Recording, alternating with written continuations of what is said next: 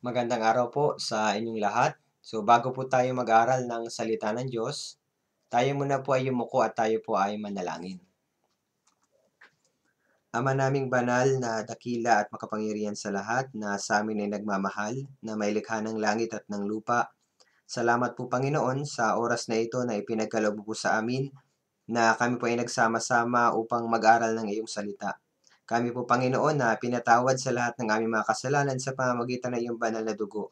Kami po Panginoon ay karapat-dapat na itapon doon sa walang hanggang impyerno, subalit nahabag ka sa amin Lord. Bigyan mo po kami ng pagkakataon na makapaglingkod sa iyo sa pamamagitan po ng ministry ng pagtuturo sa mga bata. Inihiling namin Panginoon, ikaw po ang kumilos sa amin, bigyan mo po kami ng karunungan at lakas Panginoon na magampanan ang responsibilidad na ito na naaayon sa iyong kalooban.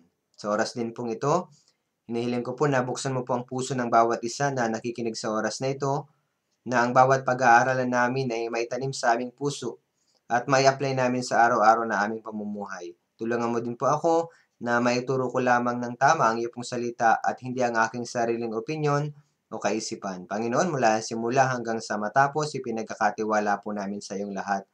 Ito po ang aming dalangin sa pangalan ni Jesus. Amen. So, buksan po natin yung ating Biblia sa Genesis chapter 4, verse 1 hanggang verse 9. So, babasahin ko po. Tingnan nyo na lamang po sa inyong sariling Biblia. Genesis chapter 4, verse 1 hanggang verse 9.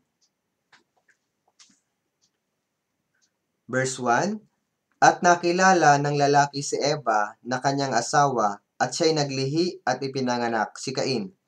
At sinabi, Nagkaanak ako ng lalaki sa tulong ng Panginoon. Kasunod nito ay ipinanganak niya ang kanyang kapatid na si Abel. Si Abel ay tagapag-alaga ng mga tupa at si Cain ay magbubungkal ng lupa. Sa paglipas ng panahon ay nagdala si Cain ng isang handog sa Panginoon mula sa mga bunga ng lupa. Nagdala rin si Abel ng mga panganay ng kanyang kawan, ang taba ng mga iyon. At pinahalagahan ng Panginoon si Abel at ang kanyang handog. Subalit hindi niya pinahalagahan si Cain at ang kanyang handog. Galit na galit si Cain at nagnitngit ang kanyang mukha.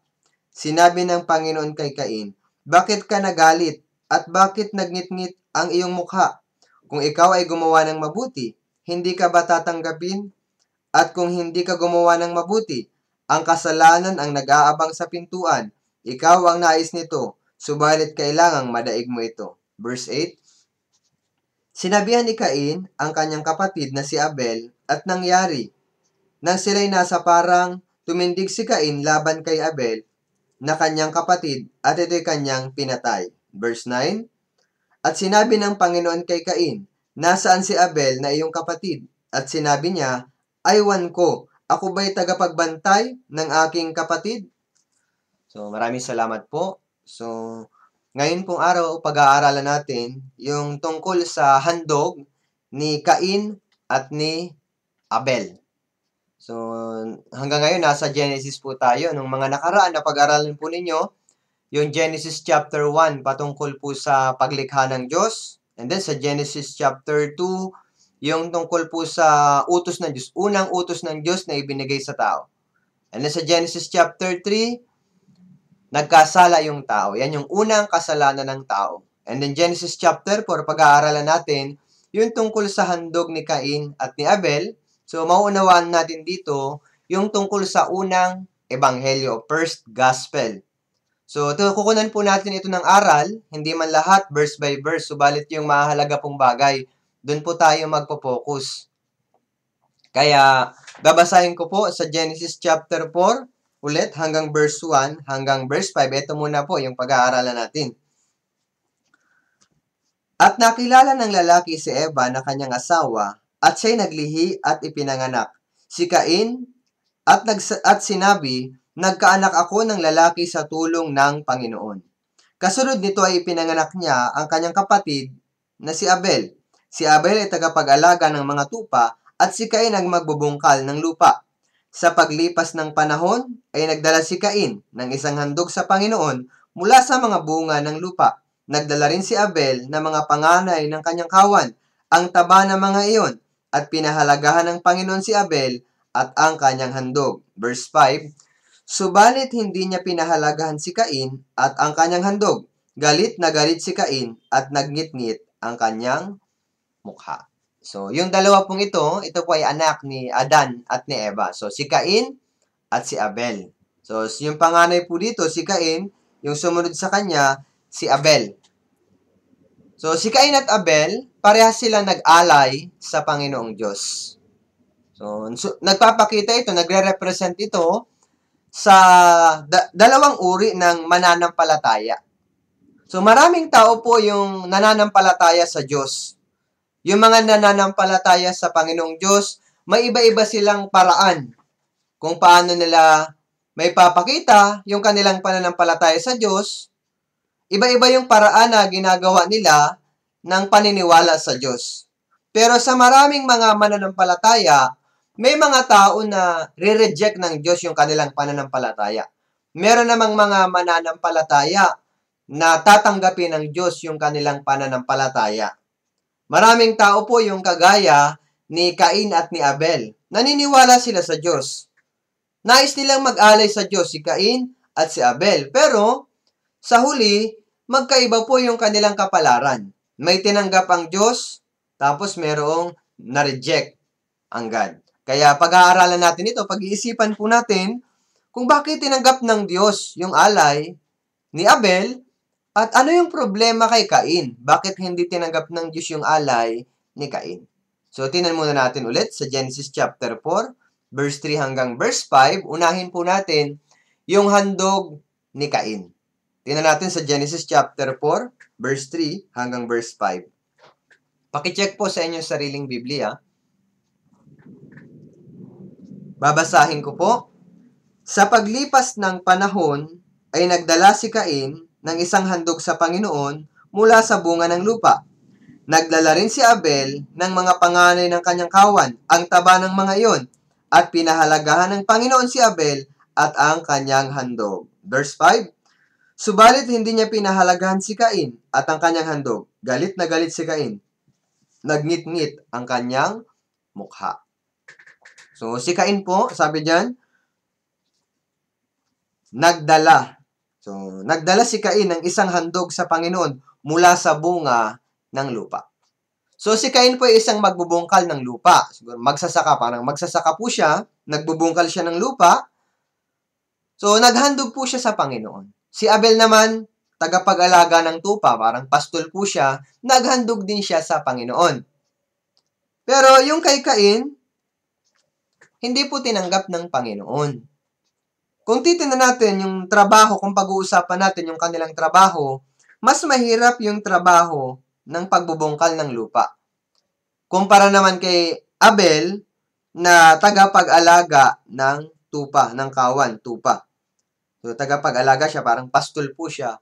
Parang mas madali yung trabaho ngayon kaya po sa pagbubungkal ng lupa. Mas mahirap yung trabaho ni Cain. Masasabi natin na si Cain, kung pag-iisipan natin, grabe yung sakripisyong ginawa niya. Maring napakasipag niya, magbungkal ng lupa, mag-alaga ng tanim, para maibigay yung kanyang alay sa Panginoon, yung kanyang handog sa Panginoon. Pero, nireject ng Diyos yung kanyang handog. Pero si Abel naman, bigla, naghandog din siya. Simple lang yung ginawa ni Abel dahil maring hiniwa niya lang yung tiyan nung kanyang handog, yung kanyang kawan, hiniwa niya, ibinigay niya sa Panginoong Diyos, mas maraming sakripisyo yung handog ni Cain kumpara kay Abel. Pero, nireject ng Diyos yung alay ni Cain. Makikita natin dito, kahit na grabing sakripisyo na ginawa ni Cain, na-reject po siya. Nagpapakita na yung ating mga pagsisikap o sariling pamamaraan, hindi yan kasiguraduhan ng kaligtasan. May mga tao na nagsisikap na makapasok sa langit sa pamamagitan ng kanilang sariling pagsisikap o pamamaraan. Pero mauunawaan natin dito, meron nun si Cain. Pero si Cain, hindi siya tinanggap ng Panginoon. Hindi tinanggap ng Panginoon si Cain, pati yung kanyang handog. kahit na masigasig siya. Ano kaya yung kulang? So mamaya, mauunawaan natin yan. Tingnan mo natin sa Galatia, chapter 2, verse 16, sa New Testament. Galatia, chapter 2, verse 16. So napakahalaga nito, kaya pakicheck po sa inyong sariling Biblia. So babasahin ko po, Galatia, chapter 2, verse 16. At nalalaman natin na ang tao ay hindi inaaring ganap sa pamamagitan ng mga gawa ng kautusan, kundi sa pamamagitan ng pananampalataya kay Hesukristo. At tayo ay sumasampalataya kay Kristo Jesus upang ariing ganap sa pamamagitan ng pananampalataya kay Kristo at hindi sa pamamagitan ng mga gawa ng kautusan. Sapagkat sa pamamagitan ng mga gawa ng kautusan ay hindi aariing ganap ang sino mang laman. Sabi po dyan, sapagkat sa pamamagitan ng gawa ng kautusan, ay hindi aariing ganap ang sino mang laman. Sabi din po sa taas na bahagi, sa unang bahagi.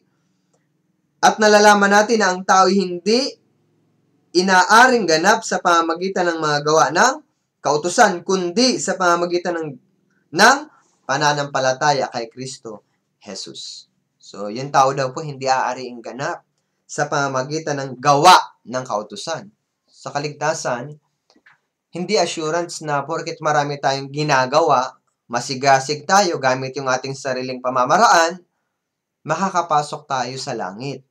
Kaya napakahalaga na maisip natin, hindi lahat ng naglilingkod sa Diyos, masigasig sa Diyos, papasok sa langit. Sa Mateo chapter 7, verse 21 hanggang verse 23, siguro po, memorize niyo na yung Bible verse na ito sa Mateo chapter 7, verse 21 hanggang verse 23. Babasahin ko po sa inyo. Hindi lahat ng nagsasabi sa akin, Panginoon, Panginoon, ay papasok sa kaharian ng langit, kundi ang gumaganap ng kalooban ng aking Ama na nasa langit. Sa araw na iyon ay marami ang magsasabi sa akin, Panginoon, Panginoon, hindi ba nagpropesiya kami sa iyong pangalan? At nagpalayas ng mga demonyo sa iyong pangalan? At sa iyong pangalan ay gumawa kami ng maraming gawang makapangyarihan? At kung magkagayon ay ipapahayag ko sa kanila, hindi ko kayo kilala kailanman. Lumayo kayo sa akin, kayong mga gumagawa ng kasamaan. Sino yung tumatawag ng Panginoon, Panginoon? Ito po ay mga mananampalataya. Hindi ka naman tatawag ng Lord, Lord kung hindi ka naniniwala sa Diyos. Maaring ito po ay mga nagsisimba, masigasig magsimba. So, hindi ka naman siguro tatawag ng Panginoon, Panginoon kung hindi ka nagsisimba. Yung mga taong ito ay gumagawa. Maisip natin na gumagawa po ito ng maraming pagsisikap. Marami po na nagsisikap para sa Diyos. May nakausap po ako, tinanong ko siya, kasi medyo matanda na po siya at masipag siyang magsimba. Tinanong ko siya, nung na-meet ko, sabi ko, kumusta po kayo, Nay? Sigurado na po ba kayo sa inyong kaligtasan? Nagulat po ako sa kanyang sagot. Sabi niya sa akin, Pastor, sigurado na po ako. Kasi po alam ninyo, ako po ang may hawak ng susi ng aming simbahan. Nauuna pa po ako sa pastor namin sa simbahan, kaya sigurado po akong pupunta sa langit. Ako nga po, yung aga-aga ko pupunta sa simbahan at nagbubukas ng susi. Nagulat po ako sa kanyang sagot. So, naawa ako sa kanya. Sa isip niya, dahil sa pamamagitan ng kanyang gawa na pagbubukas ng susi ng simbahan, nauuna pa siya sa pastor, makakapasok siya sa langit. Pero ano sinabi ng Biblia? Hindi lahat ng tumatawag sa akin. Yung dito po sa verse 22 ng Mateo chapter 7, marami din silang ginagawa. Panginoon, Panginoon, hindi ba nagpropesiya kami sa iyong pangalan? At nagpalayas ng mga demonyo sa iyong pangalan? At sa iyong pangalan ay gumawa kami ng maraming gawang makapangyarihan? Paulit-ulit ko na sinabi, sa iyong pangalan, sa iyong pangalan, sa iyong pangalan. Gamit yung pangalan ni Jesus, marami silang ginagawang paglilingkod sa Diyos.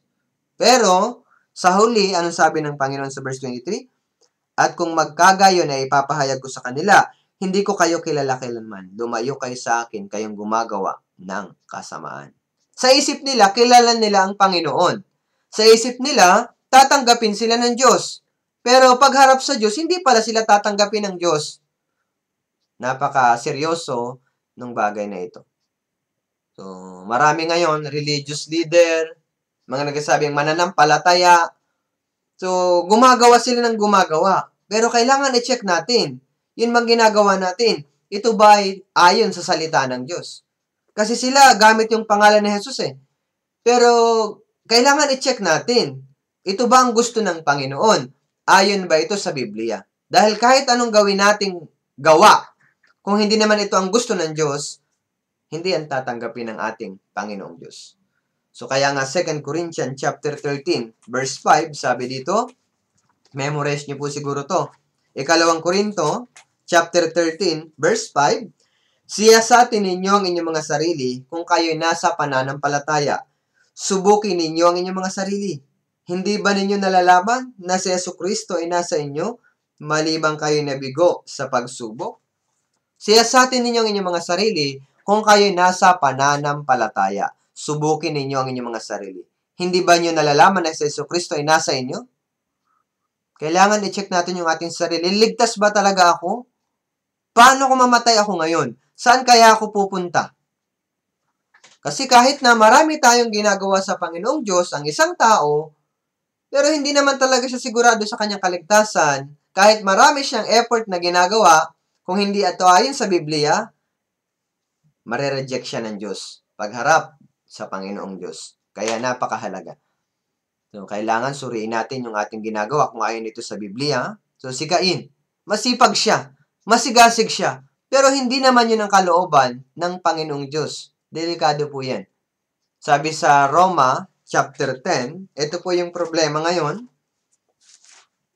sa mga mananampalataya. Roma, chapter 10, verse 2 and verse 3. Sabi dito, ako'y makapagpapatotoo na sila'y may sigasig para sa Diyos, subalit hindi ayon sa kaalaman. Sabi sa verse 3, sapagkat sa kanilang pagiging mangmang sa katwiran ng Diyos, at sa pagsisikap nilang maitayo ang sariling pagiging matuwid, ay hindi sila nagpasakop sa pagiging matuwid ng Diyos. Sabi diyan, sila ay may sigasig para sa Diyos. May sigasig, ang problema, hindi ayon sa kaalaman. Tapos sabi dito sa verse 3, sa kanilang pagiging mangmang sa katwiran ng Diyos. Maraming tao yung pupunta sa impyerno dahil sa kakulangan ng kanilang kaalaman. Sa Hosea chapter 4 verse 6, sabi po doon, ang aking bayan ay nawasak dahil sa kakulangan ng kaalaman. Sapagkat itinakwil mo ang kaalaman, sabi po doon, kaalaman sa salita ng Diyos. So marami po, puro lang sigasig. Pero yung ginagawa nila ay hindi naman talaga yung gusto ng Diyos. Kaya napakahalaga na maunawa natin. Bago tayo gumawa sa Diyos ang isang tao, bago siya maglingkod o gumawa ng kung anong gawa, sari-saring gawa, kailangan masiguro muna niya, ito ba ang kalooban ng Diyos? Una, ligtas ba talaga ako? And then kung ligtas na ako, pagkatapos maligtas, yung ginagawa ko ba, ito ba ay ayon sa kalooban ng Diyos? Nasa Biblia ba ito? O hindi? So, mahalaga po sa lahat yung ating kaligtasan. Kasi pagdating ng katapusan, magkakaroon po ng paghihiwalay. Parehas nag-alay si Cain at si Abel, pero yung kapalaran nila sa huli magkaiba. Ganon din po sa atin, sa mga mananampalataya. Marami mga relihiyon. Minsan may nagtatanong sa akin, Pastor, yung ganitong relihiyon, ligtas ba sila? Pero alam naman natin na mali yung kanilang pananampalataya, hindi ayon sa Biblia. So sa huli talaga, merong paghihiwalay. Ligtas at yung mga hindi ligtas, ihihiwalay. Tingnan natin sa Mateo chapter 13, verse 47 hanggang verse 50. Mateo, kapitulo 13, verse 47 hanggang verse 50. So, basahin po natin ito ng sabay-sabay. Sige po, 3, 2, 1. Gayun din naman, ang kaharian ng langit ay tulad sa isang lambat na inihagis sa dagat at nakahuli ng iba't ibang uri ng isda. Nang ito ay mapuno, hinila nila ito sa pangpang. Umupo sila at tinipon sa mga sisidlan ang mabubuti, ngunit itinapon ang masasama. Gayon ang mangyayari sa katapusan ng sanlibutan. Lalabas ang mga anghel at kanilang ihihiwalay ang masasama sa matutuwid. At itatapon sila sa pugon ng apoy. Doon ay magkakaroon ng pagtangis at pagngangalit ng mga ngipin. So, inihalin tulad yung kaharian ng Diyos sa isang lambat. So, kung na-experience nyo ng manghuli ng isda, pag inihagis yung lambat, maraming mahuhuling isda yan. Pero sa lahat ng mga nandyan sa lambat, may isda na pwedeng kainin at merong isda na hindi kinakain. Kaya ang gagawin po dun sa pwedeng kainin, ilalagay dun sa sisidlan, pero yung mga isda na nahuli na hindi naman pwedeng kainin, itatapon yan. Sabi ng Biblia sa atin sa verse 49, gayon ang mangyayari sa katapusan ng sanlibutan. Lalabas ang mga anghel, kanilang ihihiwalay ang masasama sa matutuwid. Masasama. Ano yung masasama? Sumisimbolo po yan sa mga hindi ligtas. Yan yung mga taong itinakwil ang ebanghelyo. Ito yung mga tao na hindi nila binigyang pansin yung kaligtasan. Hindi nila inisip yung kanilang kaligtasan. Yung matutuwid, ito po yung tunay na born again Christians. Kaya magiging miserable yung katapusan ng mga hindi ligtas. Kaya maunawaan natin dito, yung kaligtasan po hindi makukuha sa pamamagitan ng sarili nating effort. Si Cain, nag-alay siya sa Diyos mula sa bunga ng lupa, pero hindi tinanggap ng Diyos kahit nagrabe yung pagsisikap niya, kahit ang hirap magtanim. Isa pang dahilan dito, maunawaan natin, Genesis chapter 3, verse 17. Tingnan natin sa Genesis chapter 3, verse 17. So, kung saan nanggaling yung inihandog ni Cain. Genesis chapter 3, verse 17, babasahin ko. At kay Adan ay kanyang sinabi, sapagkat nakinig ka sa tinig ng iyong asawa at kumain ka ng bunga ng punong kahoy na aking iniutos sa iyo, na huwag kang kakain niyon. Sumpain ang lupa dahil sa iyo. Kakain ka mula sa kanya sa pamagitan ng iyong mabigat na paggawa sa lahat ng mga araw ng iyong buhay. So sabi diyan, sumpay ng lupa dahil sa iyo. Si Cain ay nag-alay sa Diyos mula sa bunga ng lupa na sinumpa ng Panginoon. Hindi tatanggapin ng Diyos yun. Yung lupa po ay sinumpa. Hindi yun tatanggapin ng ating Panginoon. Ngayon, dahil hindi tinanggap ng Diyos yung alay ni Cain, hindi pinahalaga ng Diyos si Cain, pati yung kanyang handog, tingnan natin yung naging puso ni Cain. Genesis chapter 4, verse 8 and verse 9. Basahin natin ito ng sabay-sabay. 3, 2, 1. Sinabihan ni Cain ang kanyang kapatid na si Abel at nangyari nang sila'y nasa parang, tumindig si Cain laban kay Abel na kanyang kapatid at ito'y kanyang pinatay. At sinabi ng Panginoon kay Cain, nasaan si Abel na iyong kapatid? At sinabi niya, aywan ko, ako ba'y tagapagbantay ng aking kapatid? So may kita natin dito, si Cain, pinatay niya yung kanyang kapatid. Nakalagay po dyan sa verse 8, sa huling bahagi. Si Cain, laban kay Abel na kanyang kapatid, at ito'y kanyang pinatay. Nakagawa siya ng isang miserableng kasalanan. Ito yung unang pagpatay. Sa verse 9, sinabi ng Panginoon kay Cain, nasaan si Abel na iyong kapatid? Sinabi niya, aywan ko, ako ba'y tagapagbantay ng aking kapatid? Nakagawa po siya ng kasalanan. Tinanong siya ng Diyos, nasaan ang iyong kapatid? So, anong ibig sabihin? Hinanap ng Diyos si Abel. Tinanong niya, asan na yung kapatid? Alam ng Diyos kung ano yung ginawang kasalanan ni Cain. Alam ng Diyos, pinatay niya si Abel. Pero tinatanong ng Diyos, kahit na may kasalanan siya, kahit matindi yung kanyang kasalanan, lumapit sa kanya ang Diyos. Tinawag ng Diyos, asan? Cain, asan ang iyong kapatid? Where is Abel, your brother? Hinanap po siya. Pero alam nyo, si Cain, aywan ko. Sabi niya, aywan ko. Ako ba'y tagapag-alaga ng aking kapatid? Nagpanggap siya. Wala siyang pusong nagsisisi. Yung kanyang reaction sa Diyos, nung hinahanap ng Diyos yung kanyang kapatid na pinatay niya, parang walang nangyari. Yung pagtawag ng Diyos, tinatawag ng Diyos para magsisi siya. Aminin niya sa Diyos yung mali. Pero, sabi nga, yung act niya parang like an ignorant. Alam ng Diyos na pinatay niya yung kanyang kapatid. Tinatanong siya ng Diyos para makapag-confess sa kanyang kasalanan. Pero, yung asal niya parang walang nangyaring kasalanan. Iba po siya sa kanyang ama na si Adan. Si Adan, sa Genesis chapter 3, verse 9, nung hinanap ng Diyos, nung kinain nila yung bunga na ipinagbabawal ng Diyos, nagkasala sila, tinawag po ng Panginoon Diyos si Adan. Babasahin ko sa Genesis chapter 3, verse 9 and 10. Tinawag ng Panginoong Diyos ang lalaki at sa kanya'y sinabi, "Saan ka naroon?" Sinabi niya, "Narinig ko ang iyong tinig sa halamanan at ako'y natakot sapagkat ako'y hubad at ako'y nagtago." Tinawag ng Diyos yung lalaki, yan po si Adan. "Where are you?" Anong sagot ni Adan? "Narinig ko ang iyong tinig sa halamanan at ako'y natakot sapagkat ako'y hubad at ako'y nagtago." Hubad! Yan po ay resulta ng kasalanan. Nung una, hubad naman talaga siya pero hindi siya nagtatago. Pero po nung nagkasala siya, nagtago siya. Sabi niya, ako'y hubad, ako'y nagtago. At sabi niya po dito, ako'y natakot. Meron po siyang takot. Nagpapakita yan ng pusong nagsisisi. Nakakita po siya, nakagawa siya ng miserableng kasalanan sa Diyos, tinawag siya ng Diyos, natakot siya sa Diyos. Pero si Cain, nung tinawag, aywan ko, ako ba'y tagapag-alaga ng aking kapatid? Walang takot si Cain. Arrogante po si Cain. Walang pusong nagsisisi si Cain. Wala siyang heart of repentance. Ganon din sa panahon natin ngayon, maraming tao.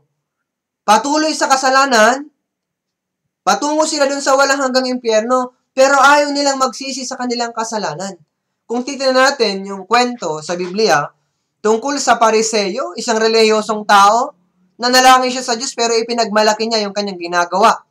Pero iba po, yung tax collector, yung maniningil ng buwis, alam natin na makasalanan siya sa paningin ng mga tao. Kasi binubulsa niya yung pera na hindi kanya. Pero, yung maniningil ng buwis nung nanalangin siya sa Diyos, sa Lucas chapter 18, verse 13 and verse 14, babasahin ko, makikita natin dito, yung pusong nagsisisi na wala kay Cain. Sabi dito sa Lucas chapter 18, verse 13 and 14.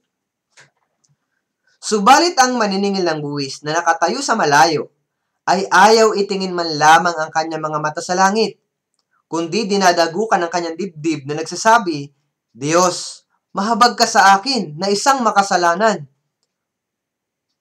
Sinasabi ko sa inyo, nanaog patungo sa kanyang bahay ang taong ito na inaring ganap sa halip na ang isa, sapagkat ang bawat nagmamataas sa kanyang sarili ay ibababa, ngunit ang nagpapakababa sa kanyang sarili ay itataas.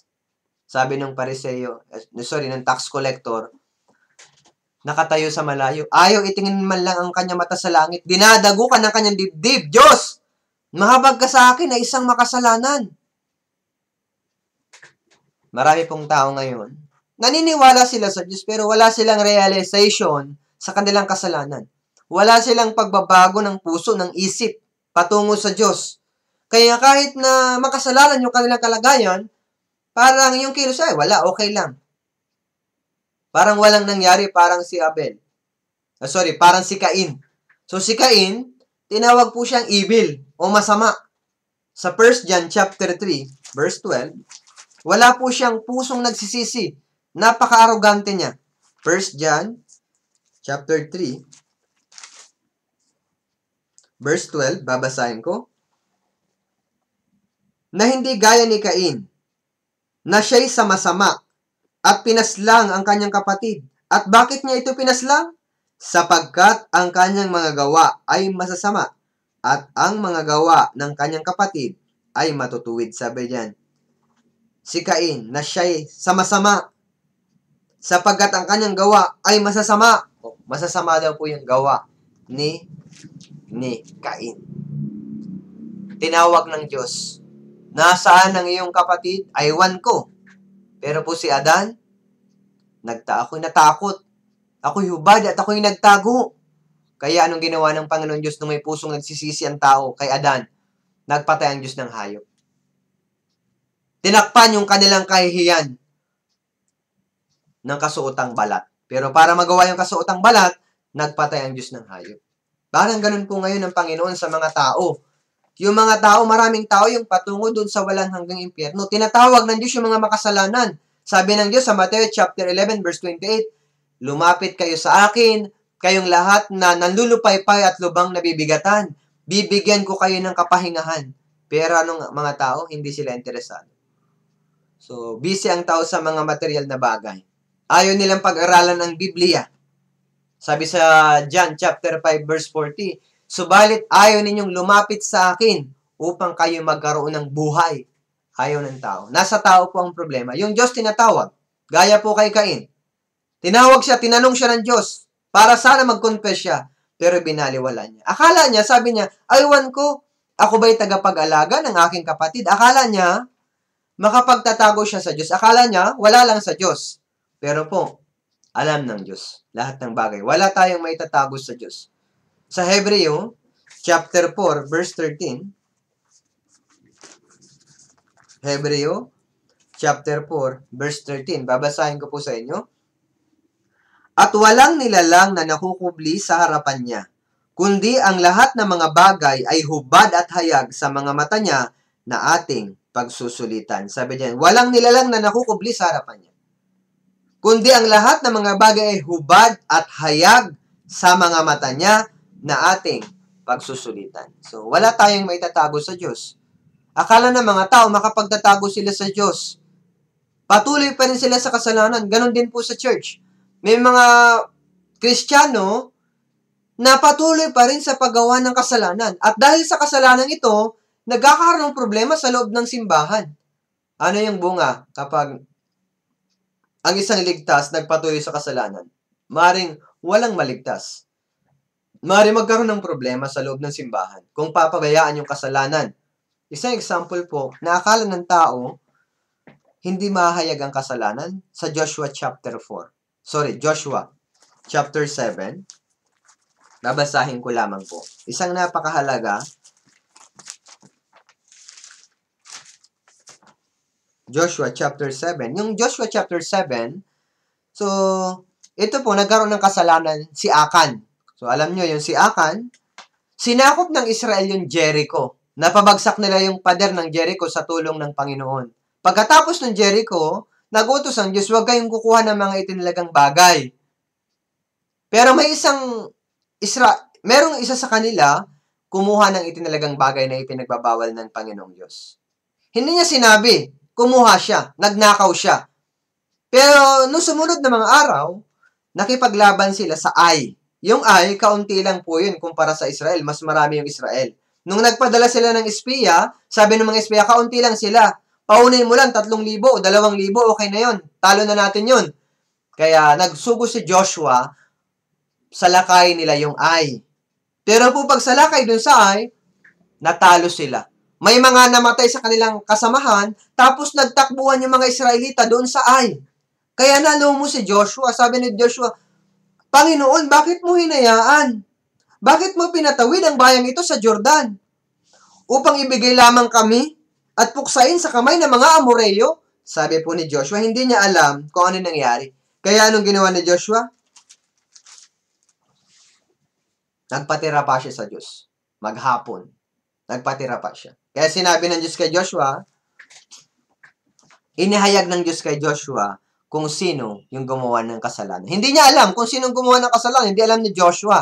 Pero yung Diyos alam. Papaano? Sa Joshua chapter 7 verse 14, sabi dito, sa kinaumagahan ay lumapit kayo ayon sa inyong mga lipi. Ang lipi na pipiliin ng Panginoon ay lalapit ayon sa mga angkan.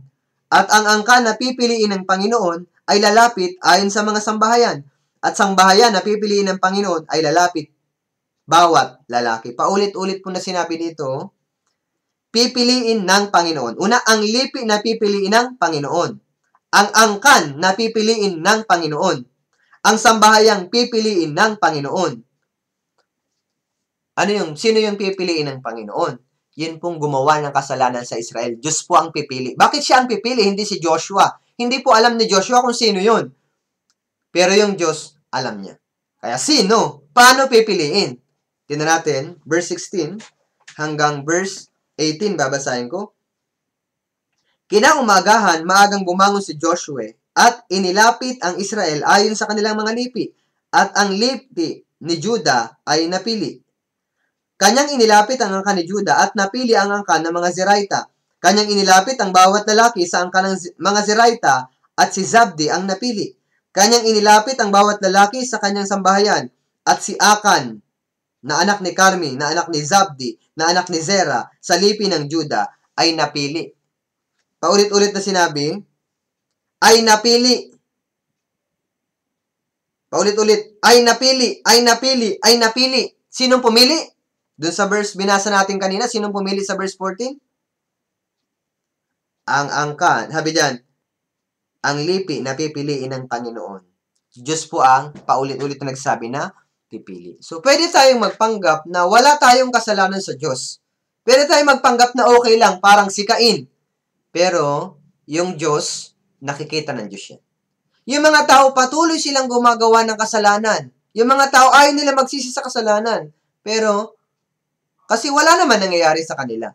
Pero sabi sa Bible sa Hebreo, chapter 9, verse 27, at yamang itinakda sa mga taong mamatay na minsan, at pagkatapos nito ay ang paghuhukom. Yung judgment kasi, pagkatapos na ng kamatayan, may paghuhukom. O pag humarap ka na sa Diyos, dun ka nasisingilin ng Diyos. Kaya yung mga tao po, baliwala. Patuloy sila sa kasalanan. Kaya si Cain, makikita natin po, siya po yung representative ng lahat ng mga tao na ginagawang paraan yung kanilang sariling pagsisikap para makapasok sa langit. Sumisimbolo siya dun sa tao na gustong pumasok sa langit, pero yung paraan, sarili niyang gawa. Hindi po yan tatanggapin ng Diyos. Tignan natin sa Abel, sa Genesis chapter 4. Puntundahan natin si Cain. Si Abel. So, pag-isipan natin si Abel. Sa Genesis chapter 4, verse 4. Nagdala rin si Abel na mga panganay ng kanyang kawan, ang taba ng mga iyon, at pinahalagahan ng Panginoon si Abel at ang kanyang handog. So, wow, sabi dito, si Abel, panganay ng kanyang mga kawan, ang taba ng mga iyon, pinahalagahan ng Panginoon si Abel at ang kanyang handog. Tinanggap po ng Diyos yung alay ni Abel. So, kung titingnan natin, parang malangsa, madumi.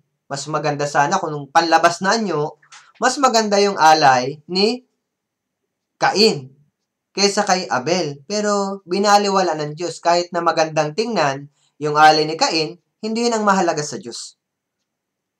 Maraming tao na sa panlabas na nyo, mukha silang okay. Parang tama yung paniniwala nila. Nasusunod nila yung mga damit, dress code, formalidad, pero hindi po yun ang lahat. Hindi porket nasusunod mo yung formalidad, pananamit, tatanggapin na ng Diyos. Si Cain po, parang mukhang pangit yung kanyang handog, malangsa. Pero, ito po, tinanggap siya ng Diyos. Bakit kaya siya tinanggap ng Diyos? Wala po yung sagot dito sa Genesis chapter 4, kahit baliktarin natin yan, wala. Makikita natin yung sagot sa Hebreo chapter 11, verse 4. Tingnan natin. Hebreo chapter 11, verse 4. Nandito po yung sagot kung bakit pinahalagahan ng Diyos yung alay ni Abel. Hebreo chapter 11, verse 4. Basahin po natin ng sabay-sabay. Sige po. Hebreo 11, verse 4, 3 to 1. Sa pananampalataya, si Abel ay nag-alay sa Diyos ng higit na dakilang handog kaysa kay Cain. Sa pamamagitan nito, siya'y pinuri bilang matuwid, at ang Diyos ang nagpatotoo sa pamamagitan ng pagtanggap sa kanyang mga kaloob. Patay na siya. Gayun may nagsasalita pa sa pamamagitan ng kanyang pananampalataya. So sabi diyan, sa pananampalataya, si Abel ay nag-alay sa Diyos ng higit na dakilang handog kaysa kay Cain. Higit daw na dakila yung kanyang handog. Bakit kaya tinanggap ng Diyos yung kanyang handog? Ang sabi diyan, sa pananampalataya. Yung handog po ni Cain, yung offering ni Cain, walang pananampalataya. Kulang. Puro lang siya effort, walang faith. Kung walang pananampalataya, hindi po ito makapagbibigay lugod sa Diyos. Diba sa Hebrew chapter 11 verse 6, sabi dito, at kung walang pananampalataya, ay hindi maaaring kalugdan ng Diyos. Sapagkat ang sino mang lumalapit sa Kanya, ay dapat sumampalatayang may Diyos, at siya ang tagapagbigay gantimpala sa mga masigasig na humahanap sa Kanya. Dapat sumampalataya. Kung walang pananampalataya, hindi pwedeng kalugdan ng Diyos. So,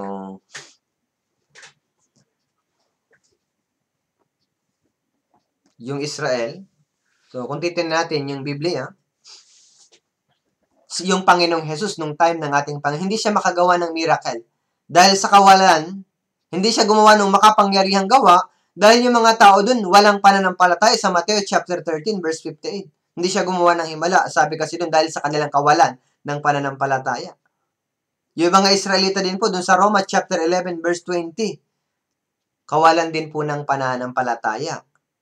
Yung salita ng Diyos, magkakaroon lang ito ng kapangyarihan dun sa mga taong nananampalataya. Tayo ay naligtas sa pamamagitan ng pananampalataya, makakapamuhay din tayo ng maayos na buhay Kristiyano sa pamamagitan ng pananampalataya. So, balikan muna natin po si Abel. Saan niya nakuha yung kanyang pananampalataya? Sa Roma chapter 10 verse 17, maikukonek natin. Sabi dito, kaya ang pananampalataya ay nanggagaling sa pakikinig. At ang pakikinig ay sa pamamagitan ng salita ni Kristo. So, ma-assume natin dyan na yung magulang nagkukwento po sa mga anak. Maaring sinabi po ng paulit-ulit ng mga magulang, alam niyo mga anak, Cain and Abel, nagkasala kami sa Diyos, nahubad, nakita namin kami mga hubad, nahiya kami sa Diyos, pero tinakpan ng Diyos yung aming kahihiyan. Una, nagtahi kami ng dahon ng puno ng igos, pero nalanta yun. Nagpatay ang Diyos ng inosenteng hayop. Nagdanak ng dugo para takpan. Gumawa ng kasuotang balat para sa amin. Maring paulit-ulit po na binanggit ng mag-asawa sa kanilang mga anak yung nangyari. Maring habang kinukwento, maring ito si Cain, walang pakialam. Hindi siya focus, wala siyang pakikinig. Parang sa Bible seminar po. Maraming nag-a-attend, pero may mga tao talaga niya, hindi sila focus, kaya hindi sila maligtas-ligtas. Pero po si Abel, maaaring nakinig siya. Sabi, sa pananampalataya, si Abel, tinanggap po yung kanyang alay. Si Abel ay nag-alay ng higit na dakilang handog kaysa kay Cain. Sa pananampalataya, saan niya nakuha? Pakikinig. Maaaring focus siya nakikinig sa kanyang mga magulang. Kaya mahalaga yung pakikinig. Sa Bible seminar, maraming ayaw makinig. Kaya nung naalala ito ni Abel, nagpatay ang Diyos ng hayop para matakpan yung kahihiyan ng aking mga magulang. Nais kong ibalik ito sa Diyos. Nag-alay po siya ng panganay ng kanyang mga alaga, ng kanyang tupa. Yung pag-aalay na ito ay sumisimbolo sa ating Panginoong Jesus. Kung paanong yung hayop nagdanak ng dugo, yun yung maaaring unang nakita ng mag-asawa ni Adan at Eva, nagpatay ang Diyos ng hayop at may pagdanak ng dugo, yun yung unang nilang pagkakita. Si Abel naman, yung nag-alay din siya ng hayop sa Diyos, may pagdanak din ito ng dugo, sumisimbolo po ito sa ating Panginoong Jesus. Si Jesus yung kordero ng Diyos na nag-aalis ng kasalanan ng buong sanlibutan. Sabi sa John, chapter 1, verse 29, babasahin ko po sa inyo. Kinabukasan nakita ni Juan si Jesus na lumalapit sa kanya at kanyang sinabi, narito ang kordero ng Diyos na nag-aalis ng kasalanan ng sanlibutan. So, kordero ng Diyos na nag-aalis ng kasalanan ng sanlibutan. Si Jesus po. Namatay siya sa krus, nagdanak ng kanyang dugo para bayadan ang ating mga kasalanan. Kagaya po ng nangyari kay Abel, nag-alay siya sa Panginoong Diyos, mula sa pananampalataya, may dugo, ganon din yung ating kaligtasan. Wala nang ibang paraan para maligtas, tanging sa pamamagitan lamang po ng ginawa ng ating Panginoong Hesus. Sabi po sa Gawa chapter 4 verse 12, walang kaligtasan sa kanino paman, sapagat walang ibang pangalan sa ilalim ng langit na ibinigay sa mga tao na ating ikaliligtas. Wala daw pong kaligtasan sa kanino paman. May pagdanak ng dugo. Kagaya po ng ginawa ni Abel. Nagdanak yung dugo ng hayop. Mukhang pangit, pero mukhang madali lang, pero yun talaga yung tama. Ayon sa pananampalataya. Ganon din po sa atin matapos mapakinggan natin yung gospel, nalaman natin yung katotohanan na sa pamamagitan ng dugo, magkakaroon tayo ng tunay na kaligtasan, matutubos yung ating kasalanan. Sa Hebreo chapter 9 verse 22. Hebreo chapter 9 verse 22, sabi po dito, sa katunayan, sa ilalim ng kautusan, halos lahat ng mga bagay ay nililinis ng dugo. At kung walang pagdanak ng dugo, ay walang kapatawaran ng mga kasalanan. So, para mapatawad ang kasalanan, sa pamamagitan lamang po ng dugo ng ating Panginoong Hesukristo. Isa pa po sa Ephesians chapter 1 verse 7. Ephesians chapter 1 verse 7. Sabi po dito, sa Kanya, meron tayong katubusan sa pamamagitan ng Kanyang dugo na kapatawaran ng ating mga kasalanan ayon sa mga kayamanan ng Kanyang biyaya. So marami pong tao ngayon, naniniwala sila para silang si Cain. Makakapasok sila sa langit gamit yung sarili nilang pamamaraan. Ano yung pamamaraan na sinasabi nila? Ay, pastor, nagbabasa naman po ako ng Biblia, kaya siguro sa langit po ako pupunta.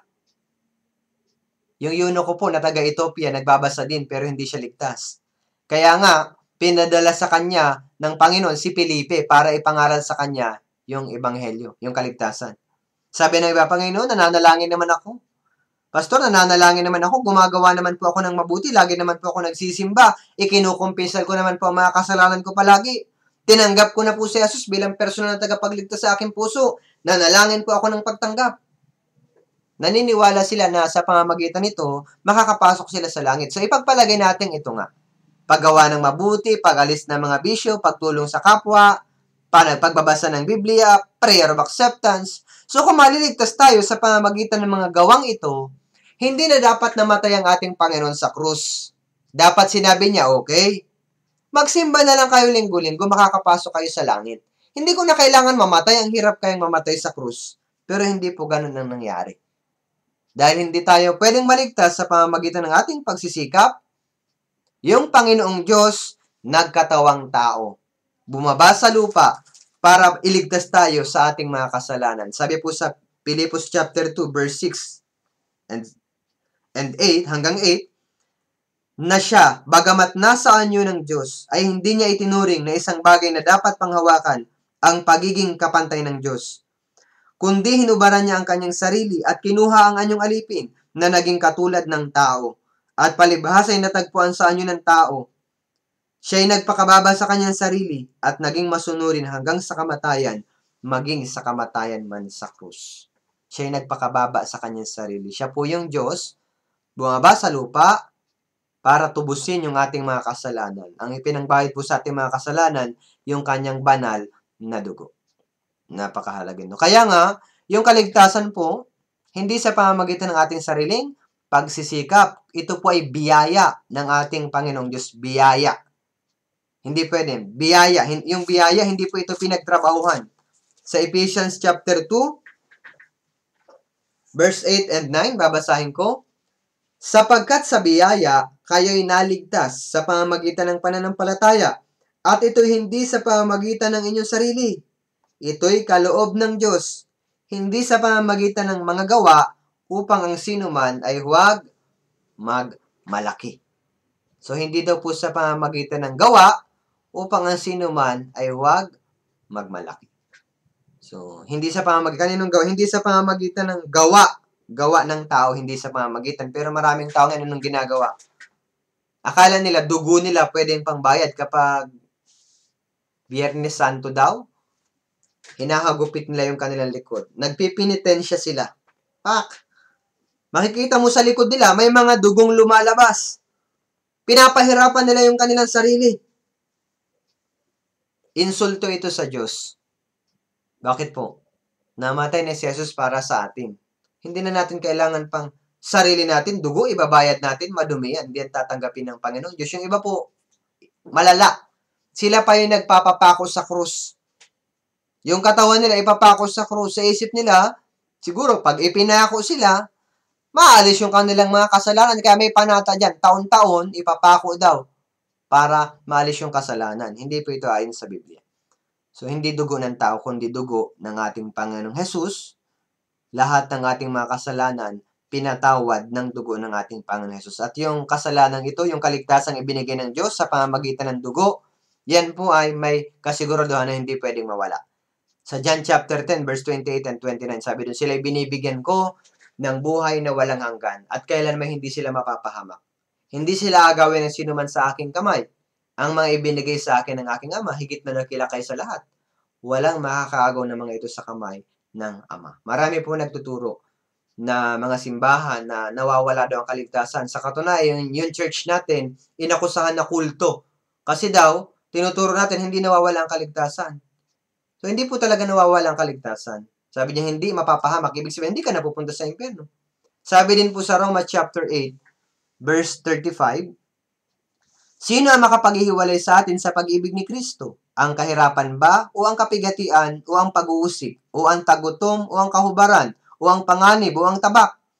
Verse 38 and verse 39, sapagkat ako'y naniniwalang lubos na kahit ang kamatayan man, ni ang buhay, ni ang mga anghel, ni ang mga pinuno, ni ang mga bagay na kasalukuyan, ni ang mga bagay na darating, ni ang mga kapangyarihan, ni ang kataasan, ni ang kalaliman, ni ang alinpamang nilalang, ay hindi makapaghihiwalay sa atin sa pag-ibig ng Diyos na kay Kristo Jesus na Panginoon natin. So sabi, hindi makapaghihiwalay sa atin sa pag-ibig ng Diyos na kay Kristo Jesus. So kung nananampalataya tayo, so si Abel, nag-offer siya nung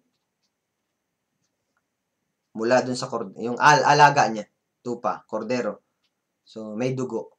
Kung walang pagdanak ng dugo, walang kapatawaran ng mga kasalanan. Kaya si Abel po, siya yung representative ng lahat ng mga tao na naging matuwid, naging malinis sa pamamagitan ng dugo ng ating Panginoong Hesus. Siya po ay tao ng pananampalataya. Yung kanyang inialay sa Panginoong Diyos, merong pagdanak ng dugo. So may kita natin dyan. Si Abel, nag-alay sa Diyos, walang dugo. Si Cain, may dugo. So yung kaligtasan natin, sa pamamagitan lamang po ng dugo ng ating Panginoong Hesus. Aling kasalanan yung tinubos? Lahat. Past, present, and future. Walang hanggang katubusan. So sana, may nakuha po kayo dito sa pinag-aralan natin ngayon. So si Cain, arrogante. So, hindi niya inamin yung kanyang kasalanan. So syempre, para maligtas, napakahalaga po ng pagsisisi sa harapan ng Diyos yung tunay. Ano yung pagsisisi? Aminin yung kasalanan sa Panginoong Diyos. So sana, naunawaan niyo po yung pinag-aralan natin. Hanggang dito na lang po yung nais kong ibahagi sa inyo. Dahil kulang tayo sa time, tayo pong lahat ay yumuko at tayo po ay manalangin. Ama naming banal na dakila at makapangyarihan sa lahat, salamat po Panginoon. Sa oras na ito na ipinagkaloob mo sa amin na napag-aralan po namin ng iyong salita. Kami Panginoon ay miserableng makasalanan na patungo doon sa impyerno. Subalit dahil Panginoon sa iyong biyaya, sa iyo pong habag, ay pinatawad mo po kami sa lahat ng aming mga kasalanan sa pamamagitan po ng iyong banal na dugo at ng walang hanggang katubusan. Kaya Lord, pinapasalamatan ka po namin. At salamat din po sa iniatang mo sa amin na responsibilidad sa gawain ito ng church school. Nawa sa pamamagitan nito ay palakasin mo po kami, mga church school teacher, Panginoon, palakasin mo na magampanan po namin ang responsibilidad na ito mula sa kalakasang nanggagaling sa iyo. Alam namin na wala po kami magagawa kung wala po ang iyong tulong at gabay. Kaya nawa, tulungan mo po kami sa pamamagitan ng Holy Spirit na maturuan po ang mga bata ng naayon sa iyong kalooban at hindi ayon sa aming sariling kaisipan. Sa iyo pang papurit, salamat. Ito pang aming dalangin sa pangalan ni Jesus. Amen. So maraming salamat po sa inyo lahat.